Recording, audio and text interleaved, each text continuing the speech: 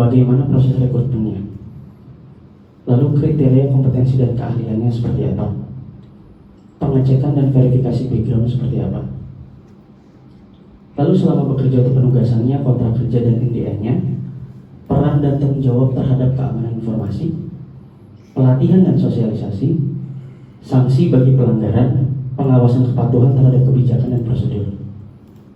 Lalu setelah bekerja atau penugasan, ada tanggung jawab dalam mengakhiri pekerjaan atau alih tugas atau mutasi. Lalu pengembalian aset yang digunakan. Dan yang terakhir adalah penghapusan hak akses. Ini dalam AAKI cakupan proses dalam pengelolaan SDM. Baik, yang pertama kendali personil. Ini bukti kendalinya adanya proses, kebijakan, perangkat, praktik, aksi atau kondisi yang digunakan untuk mempertahankan atau memodifikasi risiko. Ini bukti kendalinya. Aspek kritisnya, ketepatan dalam mengidentifikasi kendali personil keamanan informasi sesuai prosedur AAKI.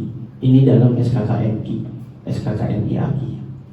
Prosedur untuk mendapatkan AAKI-nya melalui wawancara, observasi dokumen, dan verifikasi dokumen. Ini menurut SKKNI. Baik, yang pertama kita masuk ke kendalinya. Pertama adalah kendali personil pada proses rekrutmen personil. Ini kontrol 61, yaitu pada bagian screening, yaitu pemeriksaan verifikasi latar belakang terhadap seluruh calon untuk menjadi personil sebelum bergabung dengan organisasi dan secara berkelanjutan dengan memperhatikan hukum, peraturan dan etika yang berlaku dan proporsional dengan kebutuhan bisnis. Klasifikasi informasi yang akan diakses dan risiko yang dirasakan. Kontrol type-nya preventif, jadi ini atribut-atributnya yang kemarin sudah dijelaskan. Tujuan dari kendali personil ini adalah memastikan seluruh pegawai memenuhi syarat dan sesuai dengan peran yang mereka jalankan. Untuk guidance-nya ada 3. Semua karyawan full-time, part-time, dan temporary staff. Itu yang pertama. Lalu jika melalui supplier, maka persyaratan layanan harus memenuhi perjanjian kontraktual antara organisasi dan supplier. Ini kalau yang menggunakan supplier ya. Lalu yang ketiga, verifikasi sesuai peraturan dan mempertimbangkan semua privasi, perlindungan PI dan undang-undang. Availability of satisfactory reference, version CV-nya, konfirmasi kualifikasi akademik dan profesional yang diklaim oleh personilnya, calon personil kita. Lalu verifikasi identitas, verifikasi lebih lanjut, misalnya catatan kriminan dan sebagainya. Ini screening, profiling dari seorang calon pegawai. Ya, ini proses perekrutan pegawai. Proses perekrutan, jadi sebelum direkrut kan pasti kita akan profiling terlebih dahulu seluruh pegawai ini. Lanjut. Nah, ini kendali pada proses rekrutmen. Yang pertama, memastikan kandidat berkompeten dalam peran keamanan dan dapat dipercaya.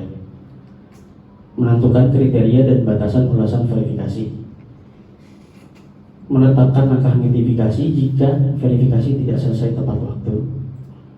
Dan verification check diulang secara berkala dan berkelanjutan. Jadi dalam proses rekrutmen, verification check mengenai pegawainya ini harus terus dilakukan. Karena namanya manusia, kita tidak tahu ya, 1 hari 2 hari kemudian kan pasti akan bisa berubah, tergantung lingkungan juga. Lalu buktinya, contoh beberapa bukti yang dapat digunakan sebagai bukti auditnya.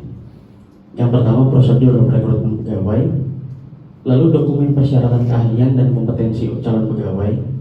Ini seperti yang Bapak Ibu sekarang akan coba dapatkan, yaitu sertifikasi ya, sertifikasi AAKI. Ini salah satu dokumen persyaratan, masuk ke dokumen persyaratan. Lalu dokumen background checking rekrutmen pegawai, data personal, riwayat pendidikan, riwayat pekerjaan, catatan kriminal, jejak digital dan media sosial, dan referensi cek. Jadi semua akan kita cek.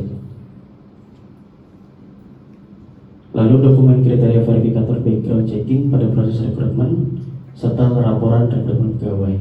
Ini adalah bukti-bukti yang bisa menjadi bukti evidence pada audit keamanan informasi. Lanjut. Ini contoh ya, salah satu contoh proses screening. Ini penjaringan latar belakang harus dilakukan untuk setiap calon pegawai perusahaan. Ini contoh buktinya yang sebelah kiri, misalnya si Julia Smith. Ini proses screening, ini CV-nya. Lanjut. Lalu kendalinya employee background screening, kita bisa menggunakan dengan berbagai cara. Jadi bisa backgroundnya, apalagi sekarang kalau orang di Indonesia, kalau menurut penelitian yang dilakukan di internet ya, orang Indonesia itu paling mudah untuk mendapatkan datanya karena semuanya itu masuk ke sosial media. Itu paling mudah. Orang Indonesia tinggal di people search bisa dapat semuanya. Jadi berhati-hatilah menggunakan sosial media. Jangan terlalu memberikan data pribadi. Ya, kalau saya nggak punya Pak sosial media Pak. Saya dari dulu nggak suka punya sosial media memang. Bisa dicari Pak, bisa dicari. Dengan identitas lain. Kalau itu kan nggak usah disebut. Dengan identitas asli tidak ada. Tapi nomor KTP sama BPJS sama ini masih sama kan ya? Masih sama. Handphone pakai LBS nih Coba Pak, siapa tahu ada juga. Jadi saya bisa umpetin data juga gitu.